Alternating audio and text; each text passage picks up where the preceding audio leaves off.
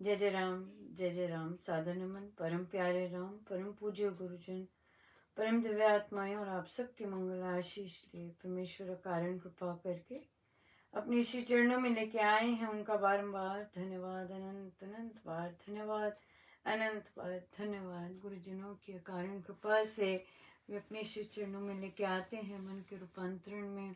उनका बहुत बहुत धन्यवाद, बहुत बहुत धन्यवाद।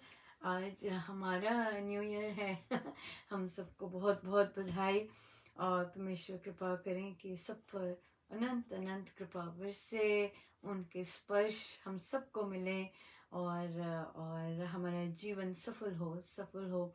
जिस तरह भी महाराज जिस जिसको स्पर्श दें पर सबको मिले, हर हर को मिले कोई भी वंचित ना रह जाए, है ना, कोई भी वंचित ना रह जाए। बहुत बहुत गुरुजनों का धन्यवाद। बहुत सुंदर दिन रहा। आरंभ ही बच्चों के साथ हुआ था और कितना सुंदर बच्चों के साथ रहा। श्री अमृतवाणी जी का पाठ सुबह सुबह उठते और उसके बाद बच्चों के साथ चर्चा, गुरुजनों की चर्चा, क्या बहुत ही सुंदर। और उसके बाद रामोपासना की बैठक और बहुत बहुत ही सुंदर, बहुत ही प्यारा। और जब साधकगण बोलते हैं अनुपमा आनंद है, बस अब मुझे कुछ नहीं पता बहुत आनंद है। और तो इससे इससे अ, इससे इससे बढ़कर आनंद क्या हो सकता है। बहुत बहुत जबरदस्त आनंद। और फिर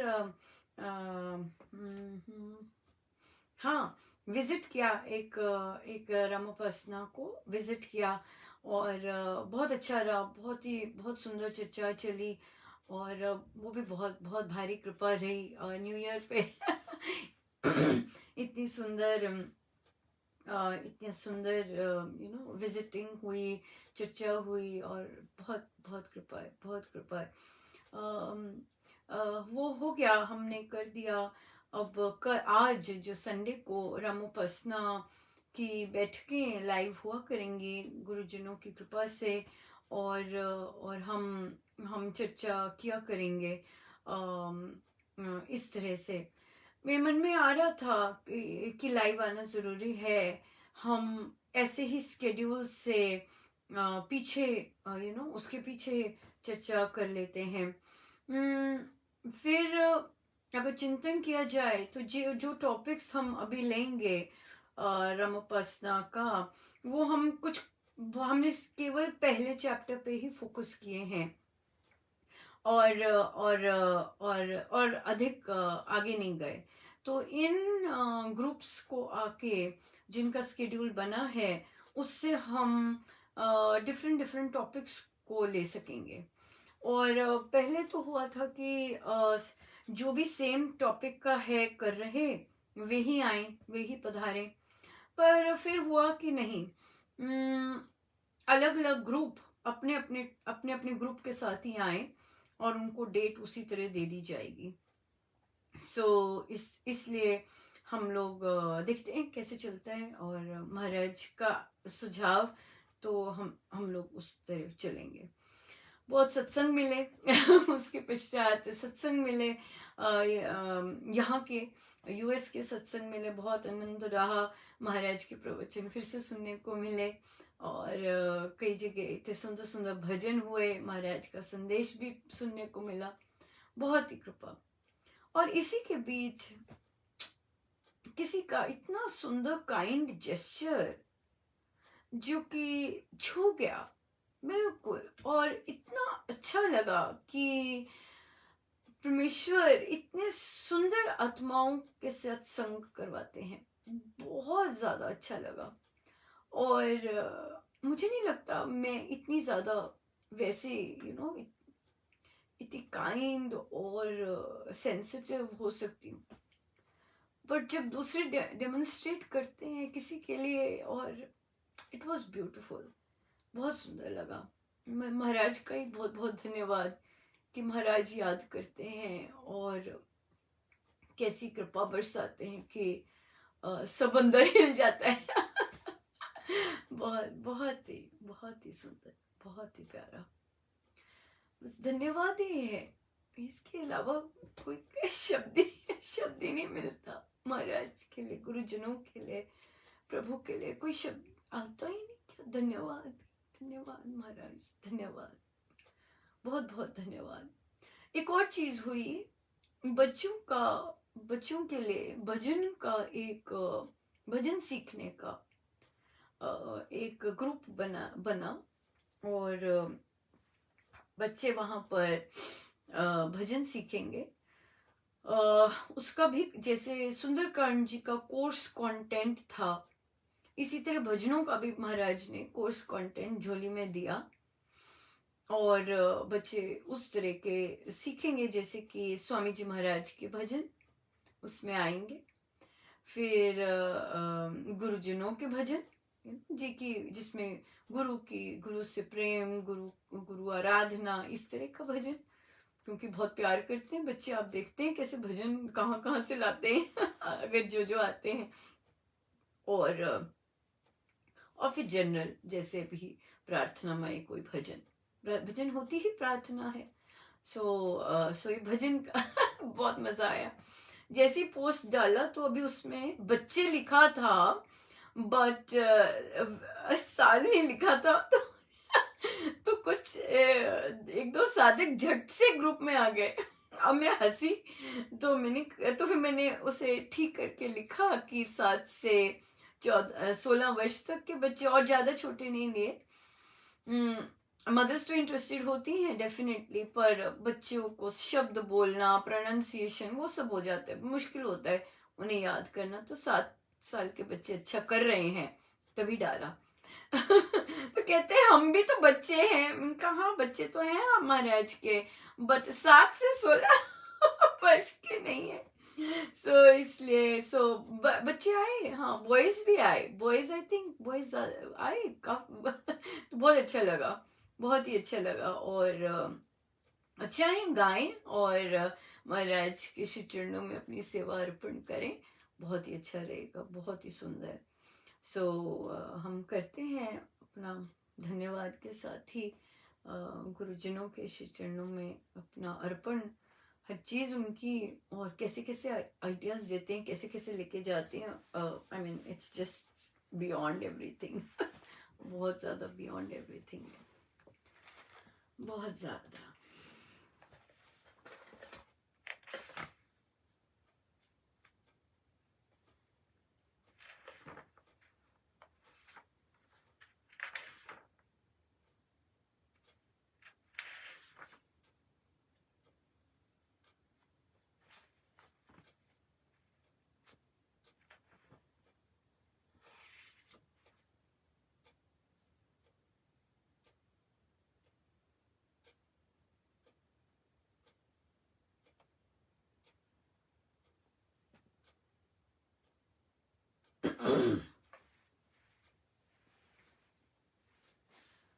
गुरु जी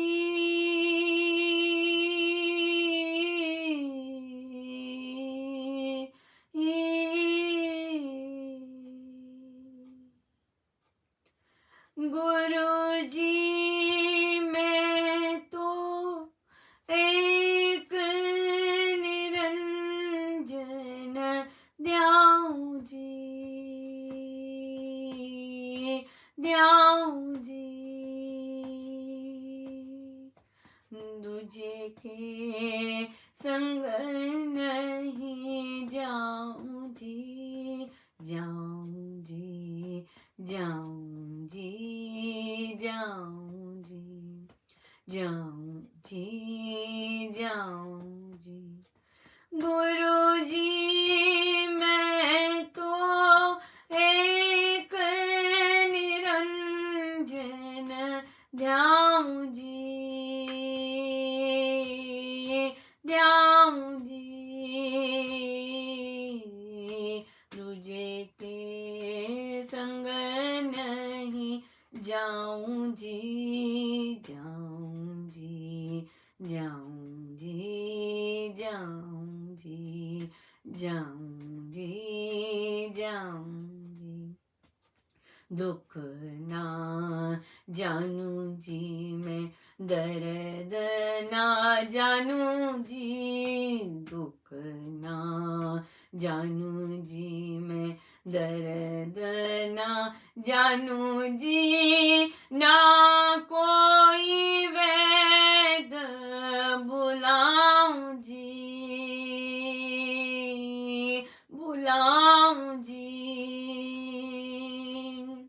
सतगुरु वेद मिले अविनाशी, सतगुरु वेद मिले अविनाशी, वाही को नारी दिखाऊं जी,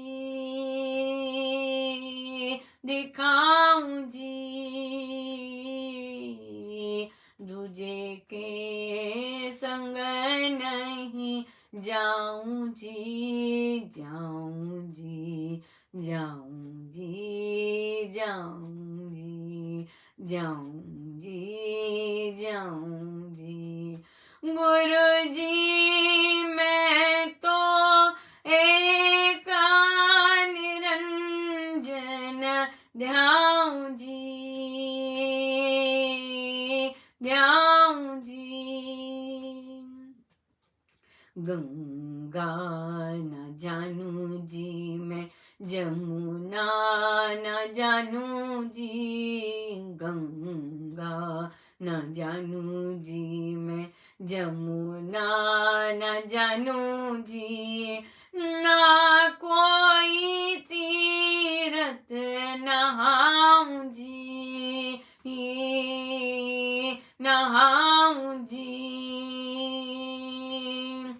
68 धाम लिए घट भीतर, 68 धाम लिए घट भीतर, वाही में मल मल नहाऊं जी,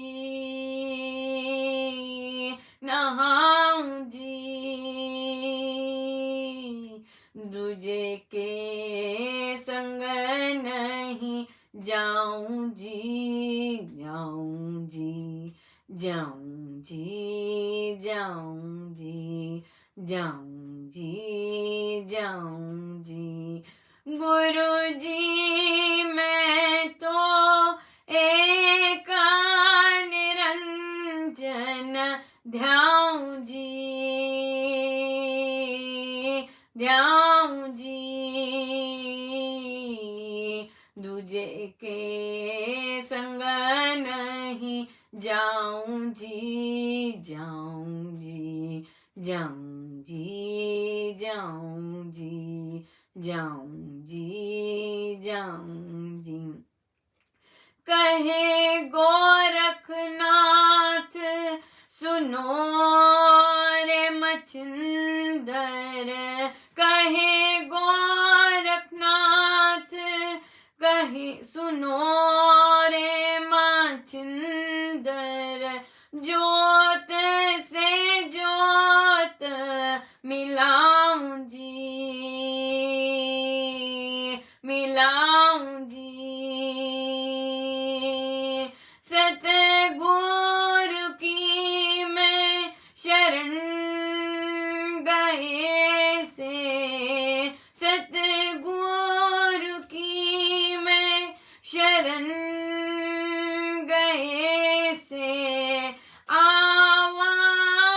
आवागमन मिटाऊं जी, मिटाऊं जी। दूजे के संग नहीं जाऊं जी, जाऊं जी, जाऊं जी, जाऊं जी, जाऊं जी, जाऊं जी। गुरु जी मैं तो एक निरंजन ध्याऊं जी, ध्याऊं जी। दूजे के संग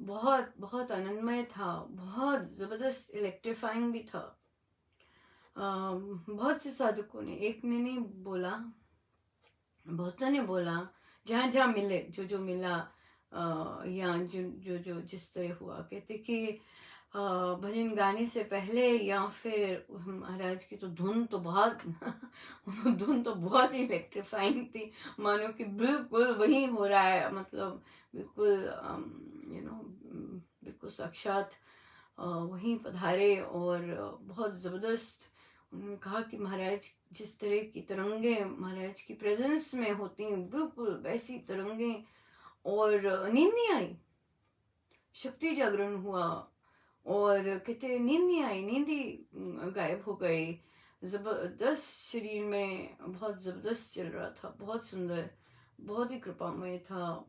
और कई साधक सत्संग में भी, जैसे जो प्रातः का सत्संग होता है, अभी होगा जो कुछ देर में, वहां पे अपनी सेवा अर्पण करने आए, तो कहते बिल्कुल ऐसे लग रहा जैसे महाराज ने आना हो, बस बहुत बिल्कुल वैसे से ही देह में जिस तरह से होता है कि महाराज ने आना है, महाराज ने, तो बिल्कुल वैसे ही बहुत सुंदर, बहुत कृपा है जी, जिसको महाराज अपने स्पर्श देना चाहते हैं, जिससे सेवा सेवा लेना चाहते हैं, अपना स्पर्श देना चाहते हैं, देते हैं।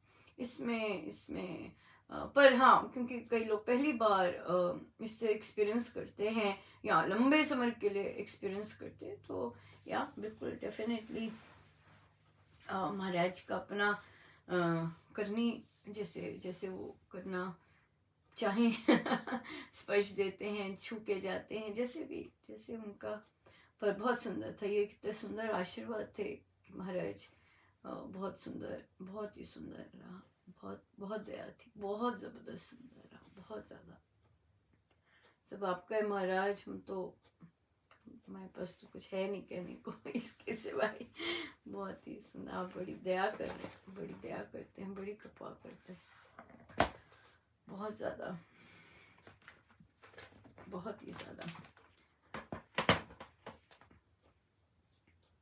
आइए चले हम कथा प्रकाश जी पर जाते हैं। आलोचना, आलोचना आरंभ हुआ है, हम सबके लिए बहुत ही महत्वपूर्ण है, और महाराज सिखाएंगे। पेज 510 आलोचना। अपने दिन नहीं, प्रसंग एक मनुष्य बद्री नारायण की यात्रा को जाते हुए मार्ग में एक ब्राह्मण को मिला। वह ब्राह्मण भी भजन ध्यान करने वाला भक्त था। कहा जाता था कि उसको देव दया से दिव्य दृष्टि प्राप्त थी, और वह गहरे गहरे भेदों को भली भांति जाता था। यात्री ने ब्राह्मण से पूछा, श्रीमन, दुष्ट कर्मों की वासना को, पापों के कुसंस्कारों को और मनोगत विकारमय विचारों को कैसे दूर किया जाए? उत्तर में ब्राह्मण बोला, पाप मार्जन का मार्ग तो सुगम है, किंतु मतांतरों के मंतव्य मनुष्य को भ्रम में डालकर मति भ्रष्ट बना देते हैं। देखो, पुरातन ऋषि जन अपने दिन रात के कर्मों को गुरुजनों के सम्मुख वर्णन करके अपनी भूल चूक पर पश्चाताप कर लिया करते थे। अपनी त्रुटियों को तथा दुर्बलताओं को आलोचना द्वारा वे दूर कर देते थे। इससे उन मुनियों के मानस मंदिर में दुर्वासना की मैल जमने ही नहीं पाती थी।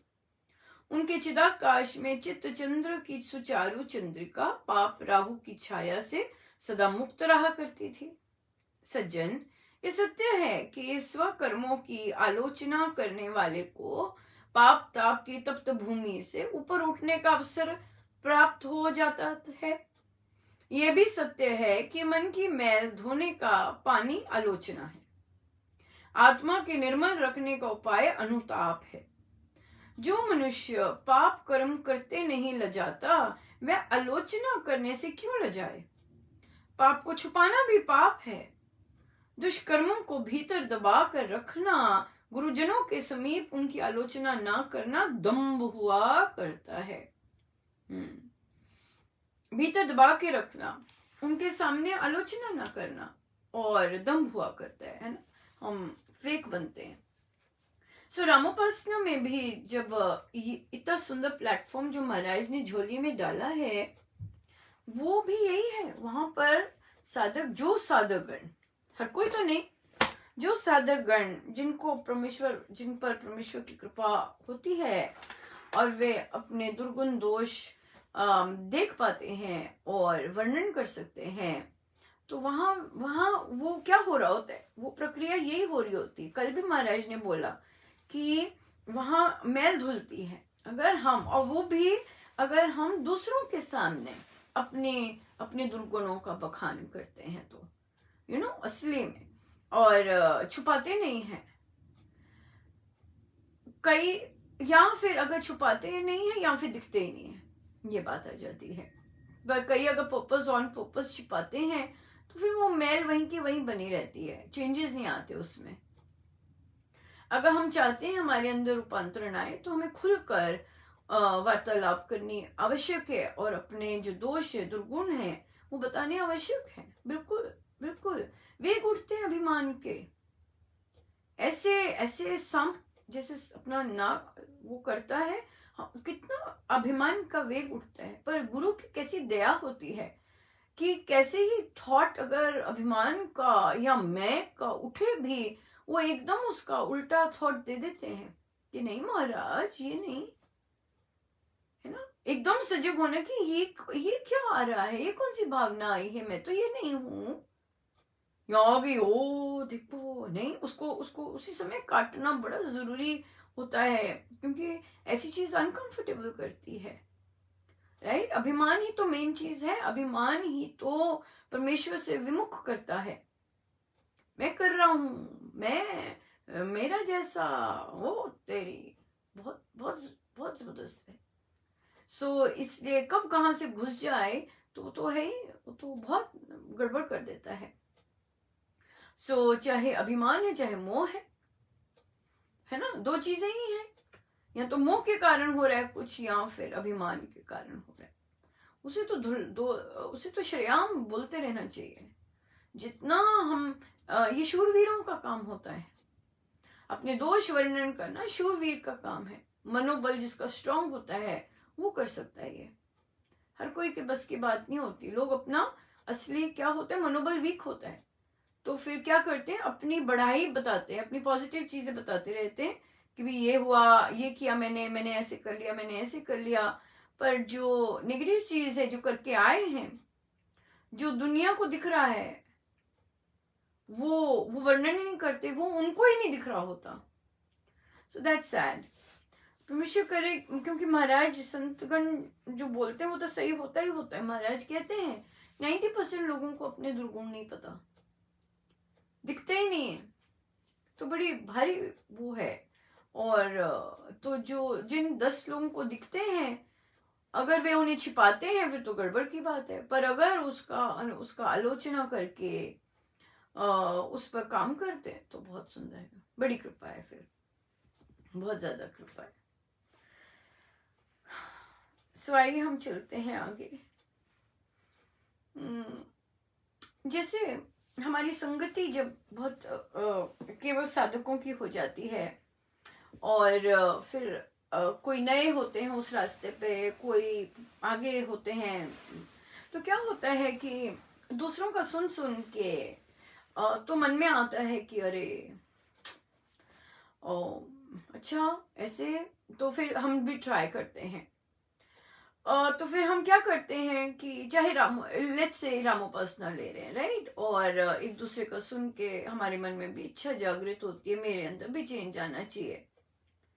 पर वहां क्या हो जाता है, जब हम दूसरे की पॉजिटिव चीज भी देखते हैं, पर अपने मन में तो होता ही है कि भी मेरे भी आए, मैं तो अभी वैसी हूं।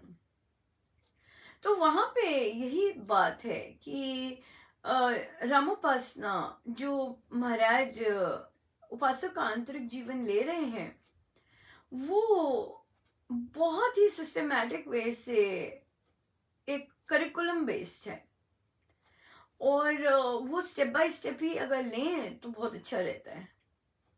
जंपिंग करेंगे और आगे बढ़ने लगेंगे, तो वो अभी बात ठीक नहीं है। अभी तो विश्वास जो नींव है वो बहुत पक्की होनी चाहिए। कई बार आज ही केस हुआ, जो कि हम उसका प्रश्न भी लेंगे, कि क्रैश होता है, पूरा उपासक का आंतरिक जीवन कर लिया और कुछ ऐसा हो गया कि 1 सप्ताह तक जाप पाठ ही नहीं किया। तो भाई ये तो बहुत ज्यादा, ये तो भाग्य फूटा। हाँ, गेस्ट आ गए थे अनुपमा, गेस्ट आ गए थे, तो पर आपने तो पूरा उपासक का आंतरिक जीवन तो प्रश्न जब किया कि आप फिर से लेना चाहेंगे, क्योंकि ये तो बहुत बहुत ही वो बात थी। नहीं, मेरा तो सब कुछ ठीक चल रहा है, ठीक चल रहा है, पर कैसे कैसे ठीक चल रहा है? तो आई के फर्स्ट चैप्टर की तो देखिए ना, ना ये चीज पूरी हुई ना ये चीज पूरी हुई, तो कैसे आगे बढ़ सकते हैं? तो गुरुजन तो देख ही रहे होते हैं कि हम क्या कर रहे हैं, राइट? तो क्या हुआ कि परिवार जिस ससुराल जो है किसी और पंथ को मानता है, और सादिका जी राम नाम को, तो आए दिन उनके घर में उनको कहा जाता है, अरे बच्चों को ये सिखाओ, अरे बच्चों को ये सिखाओ। तो वो जो है, जो उनकी रिश्तेदार हैं, वो प्रचारक हैं अपने पंथ के, तो ऑब्वियसली तो उन्होंने कहा कि नहीं, जब वे घर आए तो मैंने तो कुछ नहीं किया। क्यों? क्योंकि मैं उनकी सुनना नहीं चाहती थी। अरे वाह, आपने तो उनको प्रमुख रख दिया और अपने गुरु को तो कहीं ना आदर उनका ना कुछ उनका, बिल्कुल ही ड्रॉप कर दिया कि जब वे जाएंगी तब मैं करूंगी। आपको क्या गारंटी है कि तब होगा? क्या गारंटी है? हम किस गारंटी से ये कहते हैं कि हम कर पाएंगे? गारंटी नहीं होती इन चीजों की। ये तो गुरुजनों की बड़ी बड़ी विशेष अनुकंपा होती है कि हम उनका नाम ले सकते हैं किसी के आने पर, और क्योंकि वो दूसरे मत के हैं तो हम अपना जो हमारा इतना सर्वोत्कृष्ट मार्ग है उसको हम निम्न कर दें, उसको हम पीछे रख दें। तो उन्हें बस यही कहा कि आप ये देखिए, अगला तो अपना कोई मौका नहीं छोड़ता आपको बताने के लिए, और आप जो हैं, जो कि न केवल नियम निभा रहे हैं बल्कि आपने व्रत लिया हुआ है, आप संकल्प लेते हैं और आपने आपने अपना संकल्प तोड़ दिया, तो अगला प्रचार में लगा रहा। हम उनसे सीख सकते हैं, राइट? और फिर रही बात कि नहीं नहीं, मुझे था कि अगर मैं उनके सामने करूंगी तो मुझे ये सुनना पड़ेगा। आपको क्या गारंटी? आप भगवान थोड़ी ना है। नहीं नहीं, सुनना पड़ता है, ऐसे ऐसे बोलते हैं ना आंसर्स। नहीं, इसका इसका एक और मतलब है। इसका ये मतलब है कि हमने उपासक के आंतरिक जीवन के फर्स्ट चैप्टर के लास्ट पैराग्राफ जो है कि हाँ, एक साधक का काम केवल राम नाम लेना है, उसकी सफलता की चिंता राम को है। तो अगर हम अपने गुरुदेव को, उनकी आज्ञा को, उनका उनका उनके सामने लिए गए व्रत को निभाते हैं, चाहे हमें कुछ सुनना क्यों ना पड़ जाए, गुरुजन के लिए कोई भी कदम उठाया कभी भी निष्फल नहीं होता, और यूं ही तो कभी जाता ही नहीं है। ये तो मतलब हम अपनी गुरु आज्ञा मान रहे हैं, और गुरु आज्ञा मानने पर अगर संसार सुनाता है हमें और हम उसको इग्नोर करते हैं, और हमें पता है कि हमें सुनाया भी जाएगा, उसके बावजूद हम इग्नोर करते हैं, हम उस अग्नि में जाते हैं केवल गुरु आज्ञा को आगे रख के, तभी तो कुछ मिलता है।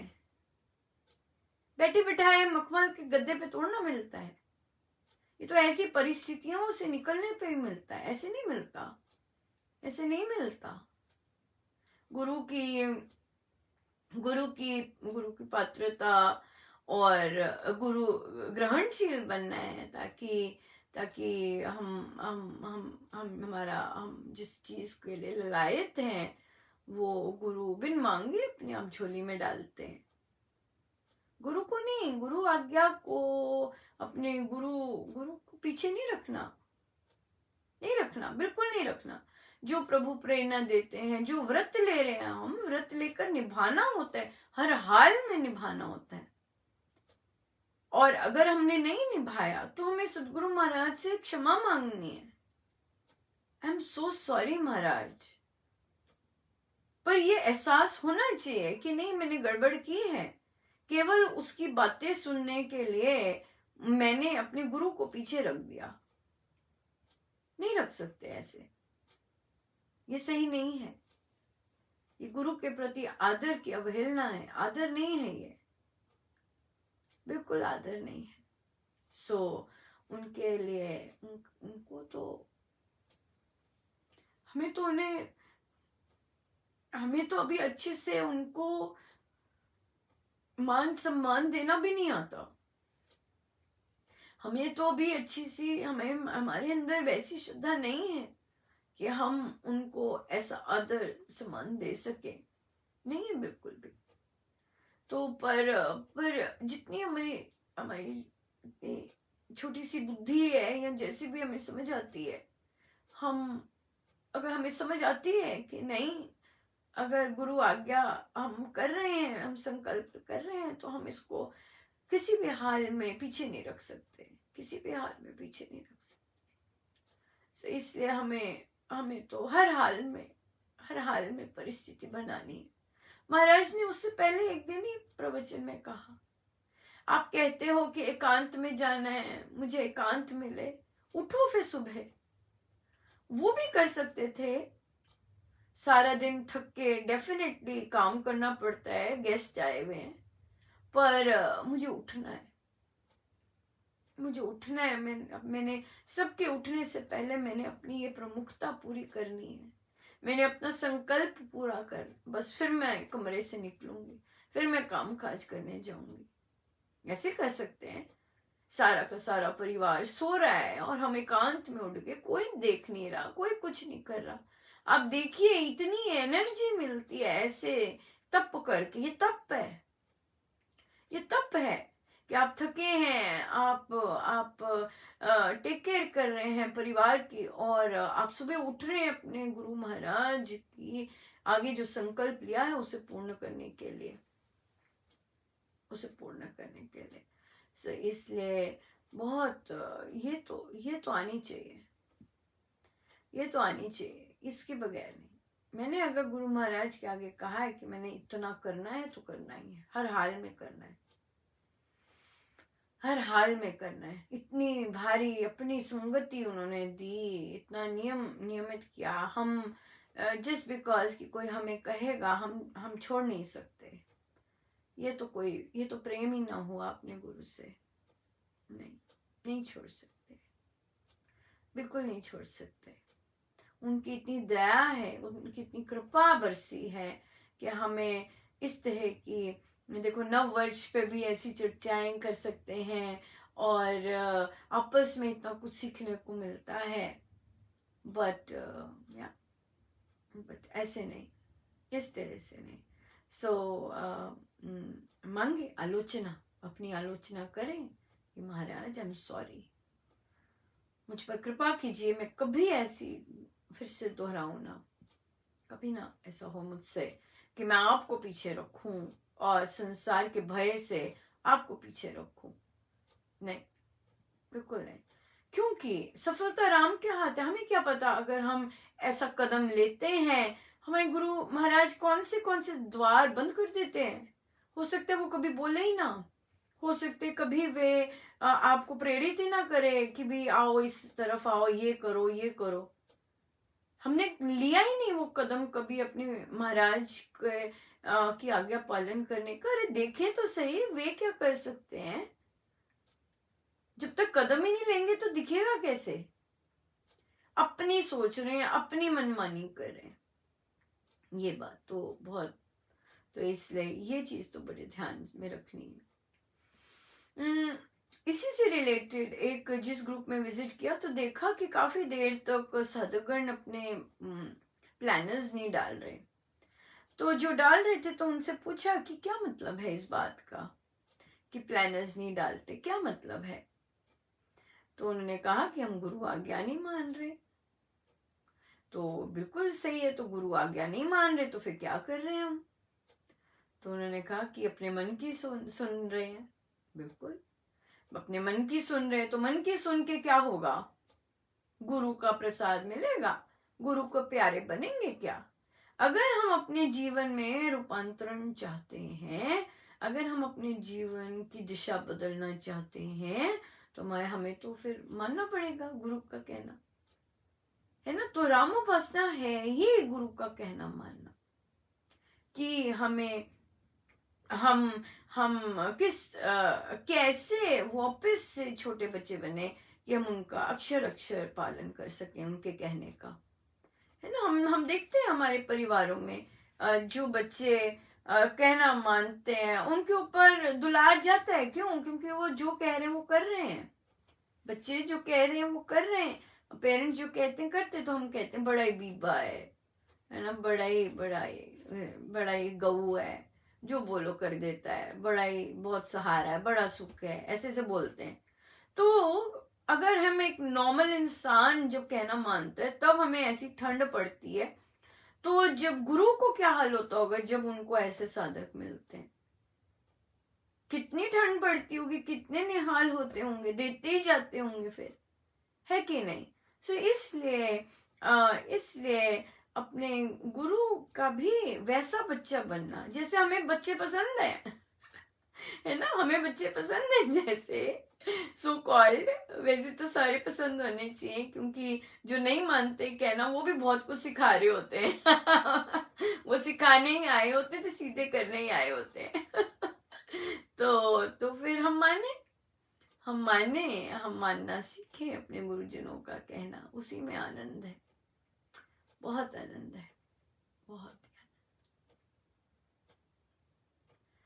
बड़ा ही आनंद मिले राम तेरे प्यार में, बड़ा ही आनंद मिले राम तेरे प्यार में, बड़ा ही आनंद मिले राम तेरे प्यार में, बड़ा ही आनंद मिले राम तेरे प्यार में, बड़ा ही आनंद मिले राम तेरे प्यार में, बड़ा ही आनंद मिले राम तेरे प्यार में, बड़ा ही आनंद मिले राम तेरे प्यार में, बड़ा ही आनंद मिले राम तेरे प्यार में, बड़ा ही आनंद मिले राम तेरे प्यार में, बड़ा ही आनंद मिले राम तेरे प्यार में, ही आनंद मिले राम तेरे प्यार में, बड़ा ही आनंद मिले राम तेरे प्यार में, बड़ा ही आनंद मिले राम तेरे प्यार में, बड़ा ही आनंद मिले राम तेरे प्यार में, बड़ा ही आनंद मिले राम तेरे प्यार में, बड़ा ही आनंद मिले राम तेरे प्यार में, बड़ा ही आनंद मिले राम तेरे प्यार में, बड़ा ही आनंद मिले राम तेरे प्यार में, बड़ा ही आनंद मिले राम तेरे प्यार में, बड़ा ही आनंद मिले राम तेरे प्यार में, बड़ा ही आनंद मिले राम तेरे प्यार में, बड़ा ही आनंद मिले राम तेरे प्यार में, बड़ा ही आनंद मिले राम तेरे प्यार में, बड़ा ही आनंद मिले राम तेरे प्यार में, बड़ा ही आनंद मिले राम तेरे प्यार में।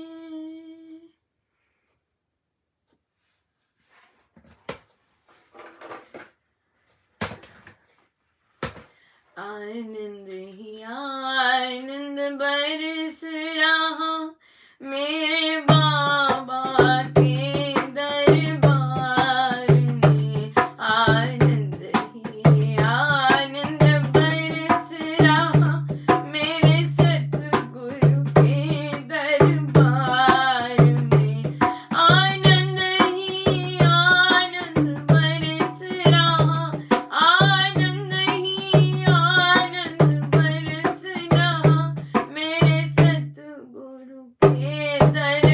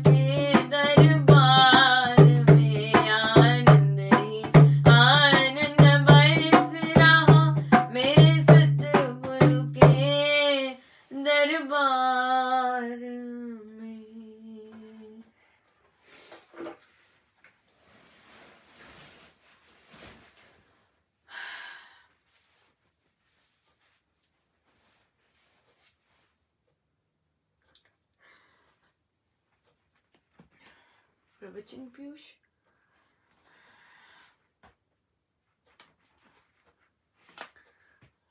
पृष्ठ 485।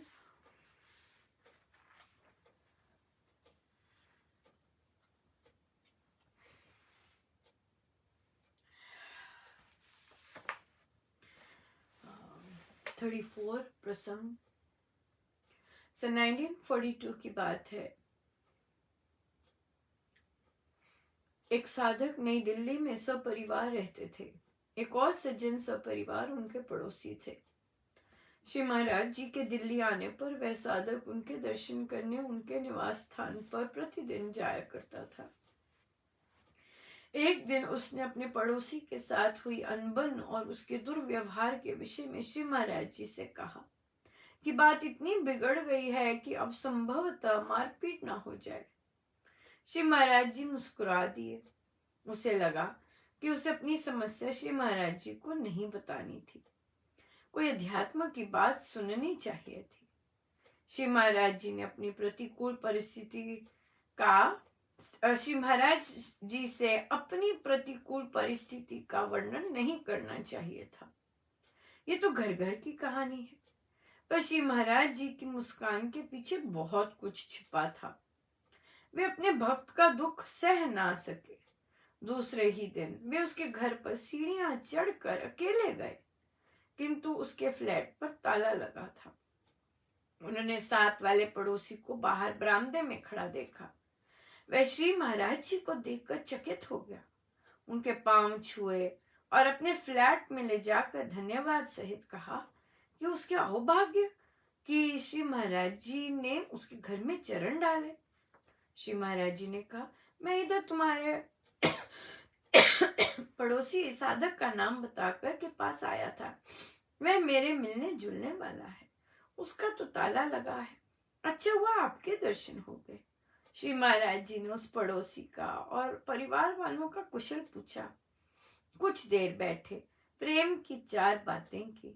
बहुत कहने पर भी कुछ खाया नहीं और चले गए। जब वह साधक घर लौटा तो वह पड़ोसी जिससे साधक का बोलचाल बंद था, उसके घर आकर कहने लगा, अरे श्री महाराज जी जैसे महापुरुष आपको मिलने आए थे, आप बड़े भाग्यशाली हैं। उस दिन के पश्चात जिस कारण उन दोनों की अनबन थी वह मिट गई और वे दोनों पड़ोसी बड़े प्रेम से रहने लगे। श्री महाराज जी के जाने के दूसरे दिन जब वह साधक उनके दर्शन करने गया तो विनती की, मैं बड़ा भागा हूं, आप आए और मकान पर ताला लगा था। वे फिर मुस्कुराए और कहा, मैं तो तुम्हारे मकान पर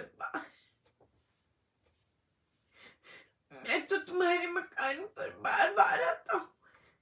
सदा द्वार बंद होता है और ताला लगा रहता है।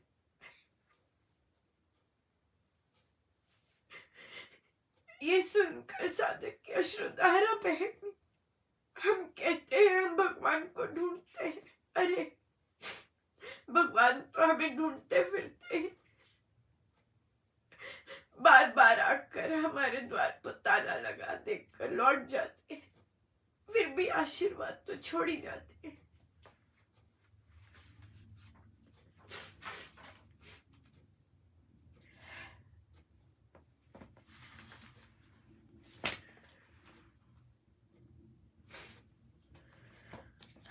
महाराज तो बुलाते हैं, बार बार जगाते हैं, बार बार बुलाते हैं, हमें ना समझे तो वो क्या करे।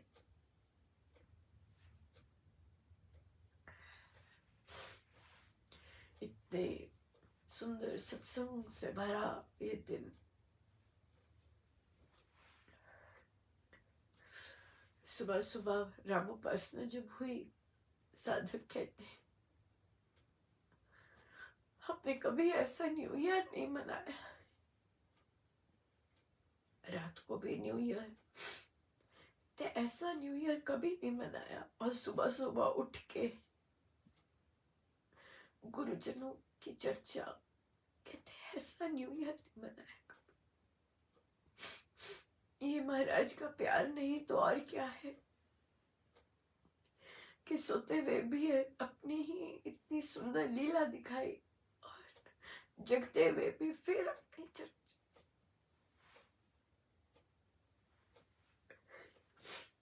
और फिर दिन भर अपने में ही रखा।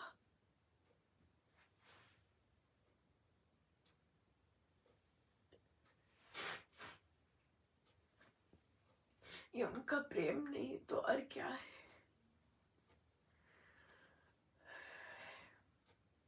हमें अपने द्वार खोलने रखने चाहिए,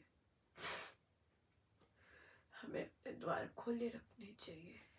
बहुत बहुत जन बंद करके बैठे, बहुत जन बंद करके बैठे।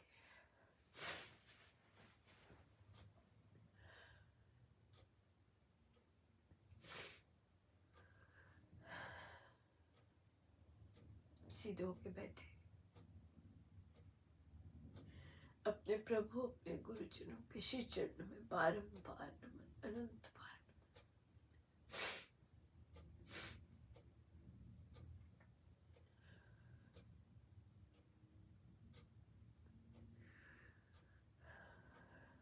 इतने बड़े बड़े इतने इतने वर्षों से नाम लेकर भी यदि आध्यात्मिक नहीं बने, बड़ा दुख होता है। एक साधक जी कहते, अरे भूलना नहीं, हमारा तो नव वर्ष अप्रैल 2 को है, आज तो कैलेंडर की तिथि बदली है। चाहे जनवरी 1 है, चाहे अप्रैल 2 है, और आज तो यही प्रश्न पूछेंगे कि अंदर क्या हुआ, बदला, अंदर कितना रूपांतरण आया भी कि नहीं। हमारा व्यवहार कितना बदला, हमारी सोच कितनी बदली, हमारा आचरण कितना बदला, आया कि नहीं। तिथि का क्या है। महाराज ने तो हमारी हर तिथि ही राममय सत्संग से भरपूर भरी बना दी कि कोई एक दिन भी ऐसा नहीं जब भरपूर रस नहीं देते हुए। कितनी दया है उनकी, कितनी ज्यादा दया है। उठते सोते चलते अपना ही सब कुछ देते हैं। कितनों को दे रहे, बहुतों को दे रहे। उठते ही सत्संग मिल जाना, गुरु महाराज के दर्शन हो जाने, सोते हुए भी सत्संग मिल जाना, बीच में भी सत्संग मिल जाना, कृपा ही कृपा है। पर हम बदले कि नहीं।